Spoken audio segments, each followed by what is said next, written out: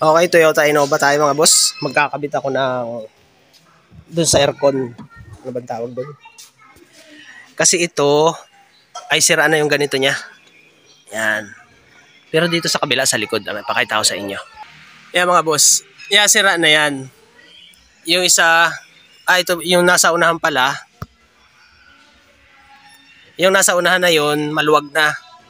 So, i-check ko na rin yun. Pati ito, babaklasin ko na. Ang sira niya ay yung mismong pinagkakapitan ng ng ganito, nung labasan ng aircon. Ano bang tawag dyan? Yan. Kaya ito na ipapalit namin. Yan. Kung yun na yung nasira lang ay ito, madali nang gawa ng paraan yun eh. Ay ang nasira niya yung mismong tusukan nung mismong holder eh. Yung ganito. Yan. Kaya ang papalitan ko ya isang buo. Yan. Ngayon ibababa ko lahat yung buong kesame. Okay? Unahin ko muna dito. Susubukan ko muna unahin dito. Ito lahat. Tapos itong likod ang ibababa ko. Para hindi na ako maggalaw dun sa unahan. Susubukan ko yan. Kasi likod lang naman ang kailangan ko eh. So itong mga panel na ito, babaklasin ko yan. Anim. Tatlo magkabilaan eh. Saka ko siya ibababa. Yung unahan hindi ko na muna gagalawin. Susubukan ko muna itong likuran lang muna. Okay? Kasi may tornilyo yan dito eh. Yan. Dalawa. Ay sinubukan kong dukutin, hindi kaya eh. Kailangan talagang ibaba yung kisame. Okay? Pakalasin ko na muna itong mga to. Lahat yan. Pero kung kinakailangan kalasin lahat ng buong pyesa niyan para maibaba ang kisame, di malalaman ko mamaya. Okay?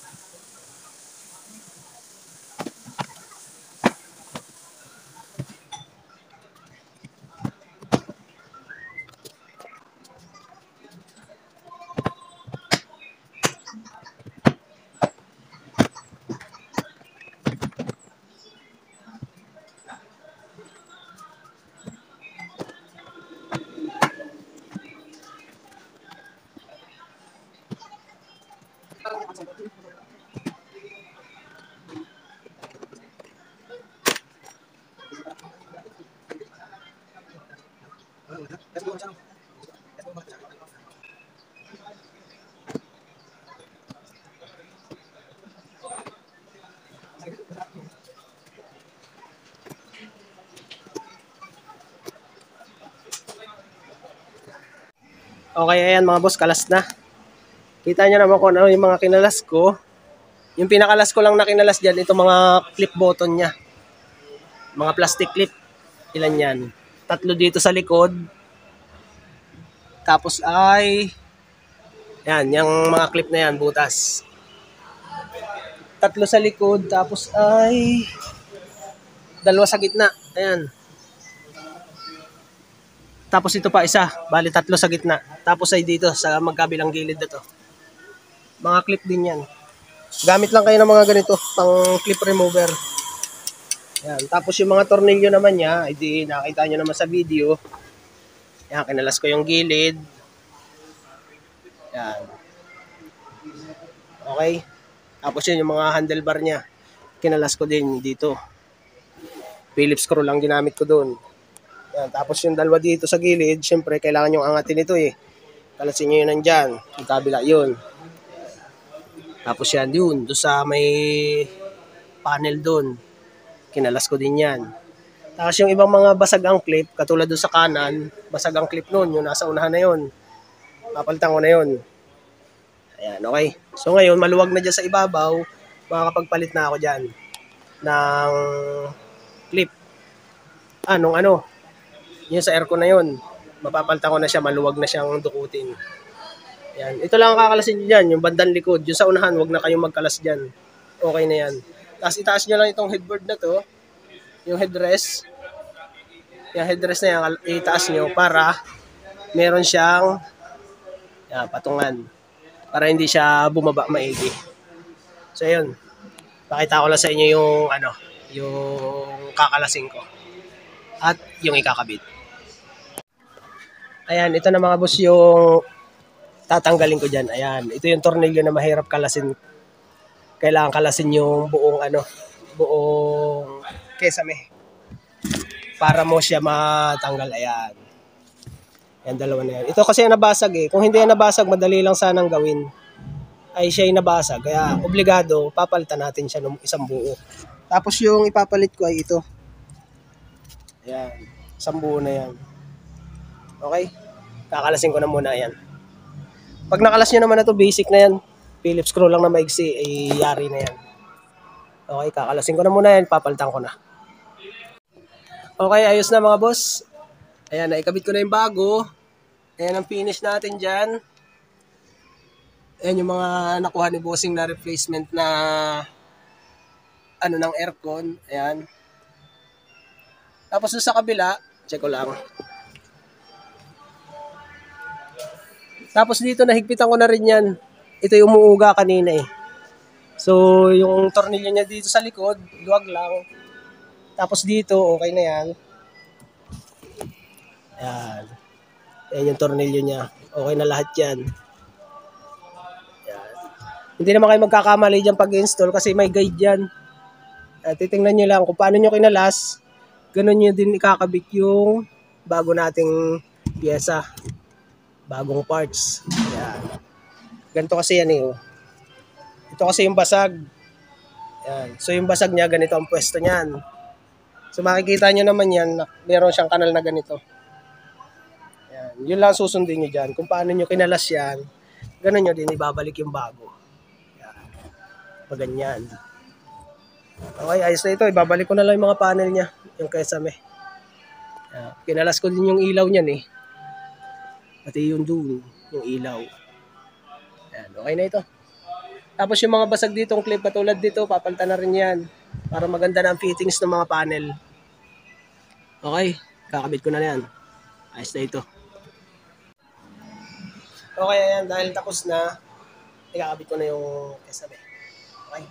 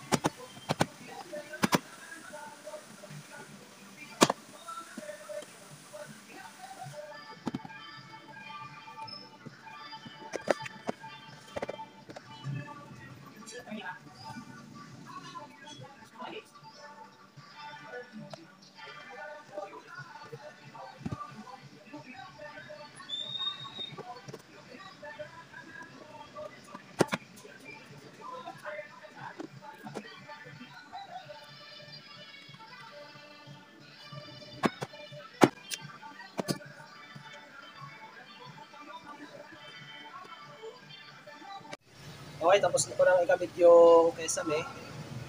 Pati yung sa ano ng aircon. So, ipakita ko lang sa inyo yung finish niya. Okay. Okay, tapos na mga boss. Okay. So, kung magpapalit kayo ng ganyan na pyesa na parts sa aircon, ano bang tawag dyan? Aircon vent ba yan? Okay? Ganun lang pagkakalas niyan. Kahit doon sa unahan, kahit yun ang papalitan natin, ganun lang din ang gagawin dyan. Kakalasin nyo itong panel na ito. 1, 2, 3, 4, 5, 6, 6 yan. Tapos yung goma nun, ibababa nyo. Yung handlebar na yan, kakalasin nyo yan. Pati doon sa unahan, yung unahan na yun, kakalasin nyo din yan. Tapos mga ilaw, kakalasin nyo din yan. Pati doon sa unahan. Pati yun, yung ano na yun, switch ng aircon. Doon sa panglikod. Kakalasin nyo din yan. Tapos dito may mga clip lang yan. 3 dito sa likod, 2 sa gitna, 1 peraso doon sa unahan. Tapos doon 2. Yan, 2 clip doon sa driver side. Ayan, okay. So ipakita ko sa inyo yung finish nung ating pinalitan na aircon vent na yan. Ayan, okay. Ayos na ito.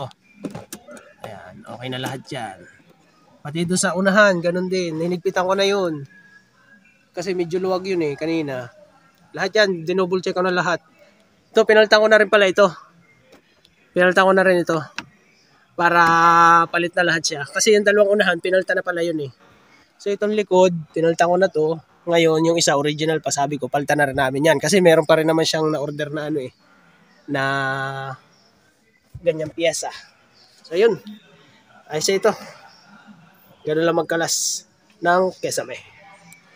Okay? Thank you, thank you.